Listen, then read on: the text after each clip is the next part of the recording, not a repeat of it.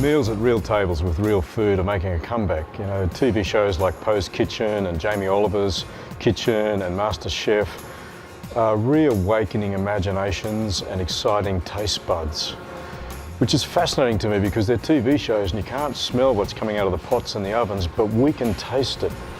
In fact, sometimes when I watch the show with my family, we look at one another and say, that'd taste good.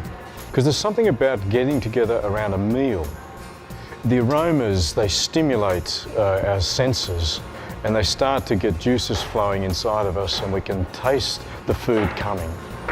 But we know that gathering around a table is not just about the food. It's about the people who gather with us.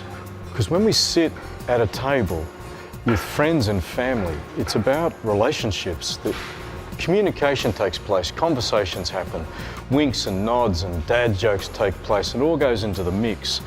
And the food nourishes our body, but the relationships nourish our soul. I was recently at my mum's house with a dozen or more family members and a friend of mum's, and we're eating simple but nice food.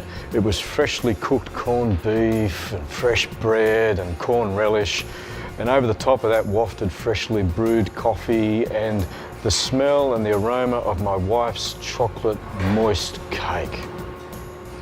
And as conversation took place, my sister-in-law looked at my brother, looked back at me and said, how can two brothers be so different? One runs a pub, one runs a church. I couldn't help but fire back a little bit and say, yeah, but Jesus went to both. And then it started to mess with my head. There was a time when Jesus sat with a group of people and ate with them. These people were people from different walks of life, but they're described as tax collectors and sinners. In this group there would have been people with money and power and people without money and without power. But they gathered around Jesus. And just off to the side of the camera shot were the Pharisees, the religious black belts. These people secreted themselves away in small groups to work out how to live pure lives.